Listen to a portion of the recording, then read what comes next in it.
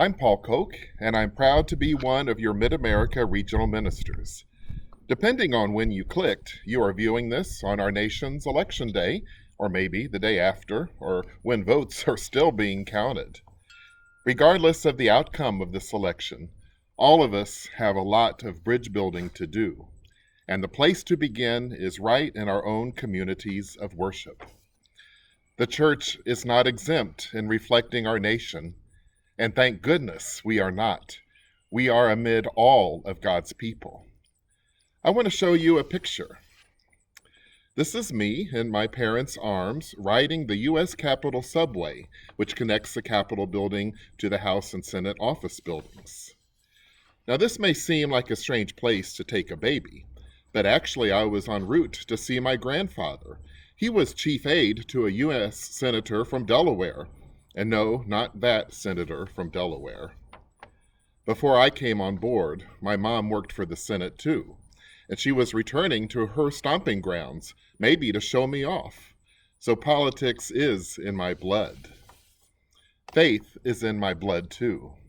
And I turn to my faith for resolve during these times of political uncertainty, and not to politics. Perhaps on Sunday you heard the Hebrew Testament lesson from Joshua. This was about a Senate election. One elder from each tribe was called to gather with the elders of all 12 tribes. Their first action was to bring a stone from their homelands to be placed alongside other stones to create a monument to God who saw that all nations and all the people could cross over into the promised land together. This reflects what Jesus said in the gospel lesson from Sunday 2. The greatest among you will be your servant. All who exalt themselves will be humbled, and all who humble themselves will be exalted. So how do we bring our stones together? How do we bring our congregation together to create a living monument to God's open arms? Well, the answer is foundational to our disciples' DNA.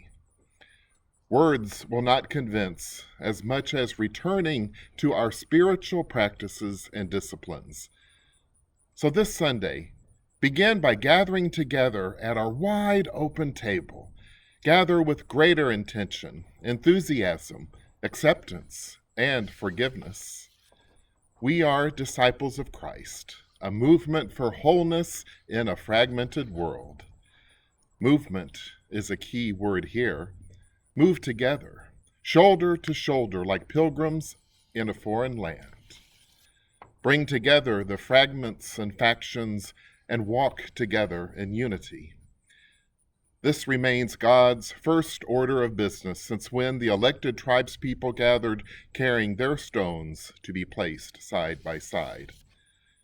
Bring your stones, for the rocks and stones themselves will start to sing. Peace and love be with you all.